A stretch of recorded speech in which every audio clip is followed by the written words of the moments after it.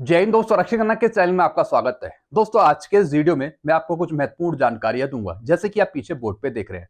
और ये सारी जानकारियां आपके वेलफेयर से जुड़ी हुई हैं, इसलिए इस वीडियो को आप शुरू से लेकर आखिरी तक देखेगा। वीडियो में आगे बढ़ने से पहले एक छोटी सी अपील कर रहा हूं, अगर आप पहली बार मेरा चैनल देख रहे हैं या फिर ये वीडियो देख रहे हैं तो आप मेरा चैनल सब्सक्राइब भी कर सकते हैं, जिसका नाम है रक्षित खन्ना, क्योंकि ऐसी जानकारियां, सही जानकारियां आपको मिलती रहती है इस चैनल के माध्यम से। चलते हैं दोस्तों, आगे बढ़ते हैं।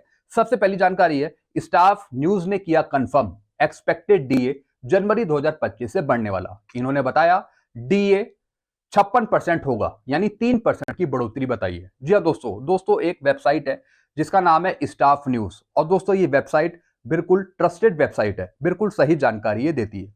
इन्होंने बताया कि जनवरी 2025 से बढ़ने वाला आपका डीएडीआर 56% होगा। जी हाँ दोस्तों, इससे पहले इन्होंने 53% बताया था जुलाई 2024 से बढ़ने वाला, और दोस्तों वही हुआ, यानी जो ये बताते हैं बिल्कुल सही होता है। अब दोस्तों ये बता रहे हैं कि जनवरी 2025 से बढ़ने वाला डीएडीआर 56% होगा।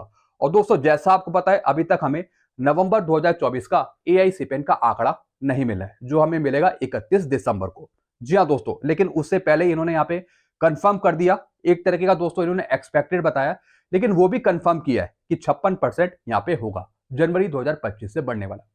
तो दोस्तों जो भी इनकी खबर रहती है वो सही होती है, तभी मैं आपको बता रहा हूं। और हम पहले से भी बता रहे थे कि सिर्फ 3% की बढ़ोतरी यहां पे होगी।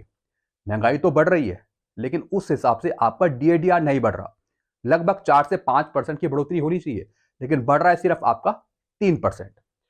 चलते हैं दोस्तों अगली जानकारी की तरफ। दूसरी जानकारी है, स्पर्श के पेंशनर्स अपना स्पर्श पीपीओ चेक करिए। उसमें डीए लिखा रहता है, जिसके हिसाब से पेंशनर्स को पेंशन जाते समय पेंशन, ग्रेजुटी, लीव इनकैशमेंट का पैसा मिलता है डीए कैलकुलेट करके। जी हाँ दोस्तों, काफी पेंशनर्स मेरे से सवाल पूछते हैं कि सर हम इस महीने रिटायर हुए, हम पिछले महीने रिटायर हुए, 2 साल पहले रिटायर हुए, हमको पता नहीं लग रहा कि जो हमको पेंशनरी बेनिफिट मिले, ग्रेजुटी, लीव इनकैशमेंट, उस टाइम क्या डीए एप्लीकेबल था, किस हिसाब से हमें डीए लगकर मिला पेंशन में, ग्रेजुटी पे, लीव इनकैशमेंट पे।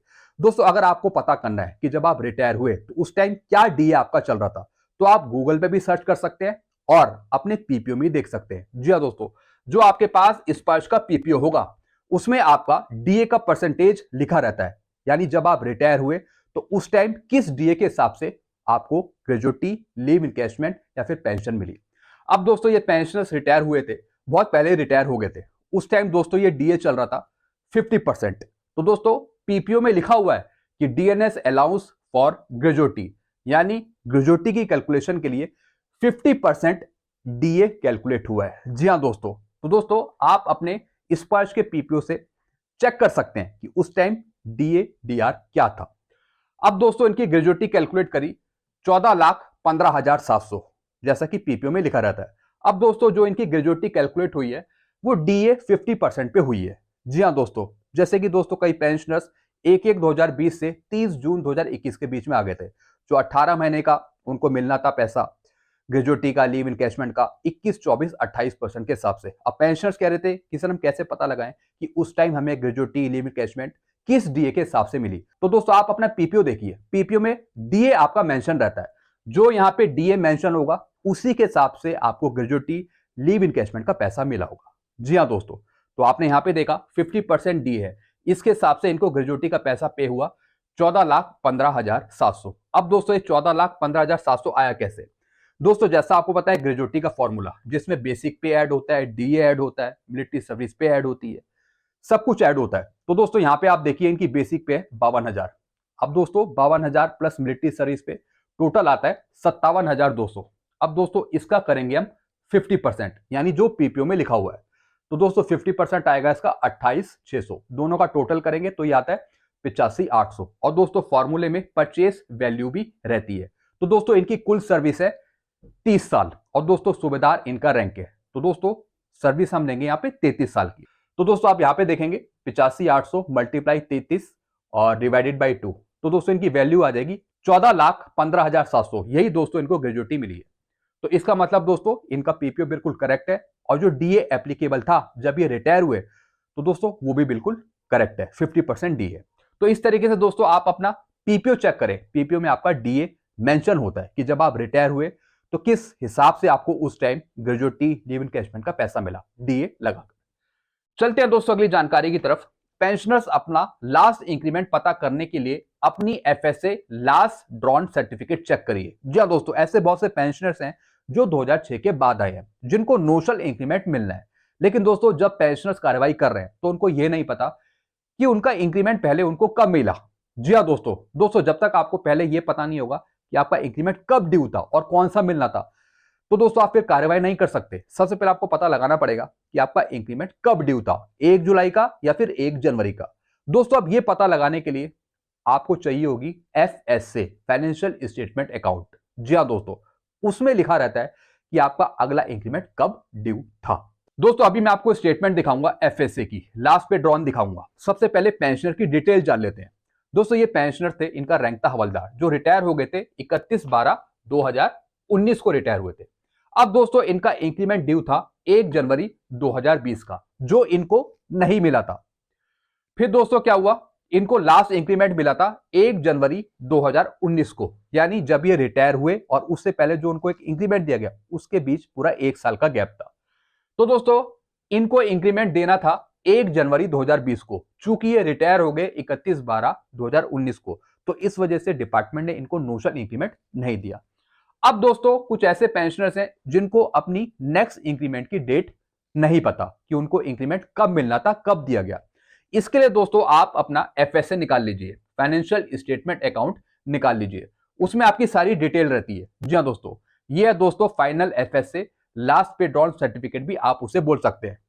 ये पेंशनर रिटायर हो गए थे 31/12/2019 में, तो दोस्तों दिसंबर 2019 का ये एफएसए है, फाइनेंशियल स्टेटमेंट अकाउंट है। अब दोस्तों इसमें लिखा रहता है आपकी रैंक, मस्टिंग डेट, कब इनरोल हुए, आपकी रैंक, सब कुछ दोस्तों इसमें लिखा रहता है। एमएससीपी 1, एमएससीपी 2, एमएससीपी 3, कौन सी आपको एमएससीपी मिली, सब कुछ लिखा रहता है।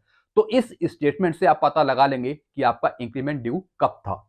तो दोस्तों आप यहां पे देखिए नेक्स्ट इंक्रीमेंट डेट, यही है दोस्तों इनकी इंक्रीमेंट की डेट जो यहां पे लिखी है। जैसे मैंने आपको बताया ये पेंशनर रिटायर हो गए थे 31/12/2019 को, इनका जो इंक्रीमेंट लगता था वो लगता था जनवरी में। आप यहां पे देख रहे हैं 1/1/2020, यानी इनको इंक्रीमेंट मिलना था 1/1/2020 का, नोशनल इंक्रीमेंट का, जो इनको नहीं दिया गया। दोस्तों इससे पहले जो उनको इंक्रीमेंट दिया गया, नोशनल इंक्रीमेंट, वो दिया गया था जनवरी 2019 का, तो बीच में पूरा 1 साल का गैप था।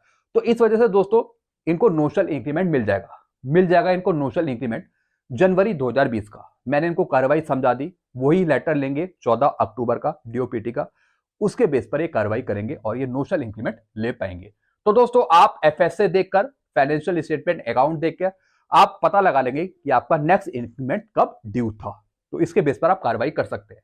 चलते हैं अगली जानकारी की तरफ। अगली जानकारी है पेंशनर्स के स्पर्श के पीपीओ बायलैंग्वेज लैंग्वेज में जारी हो, हिंदी और इंग्लिश में, ताकि पेंशनर्स को पीपीओ समझने में आसानी हो।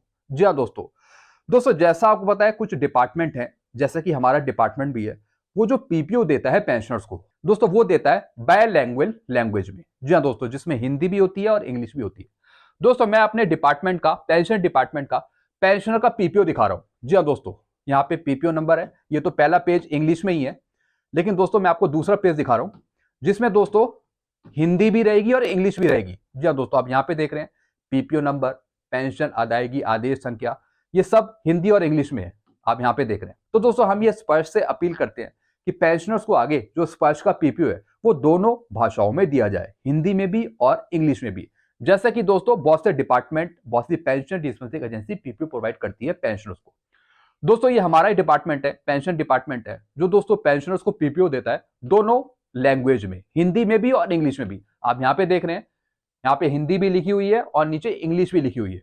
अब दोस्तों इससे होता क्या है कि जो बेचारे पेंशनर्स हैं जो इंग्लिश सही से नहीं समझ सकते, वो दोस्तों हिंदी पढ़कर समझ लेते हैं कि पीपीओ में लिखा क्या है।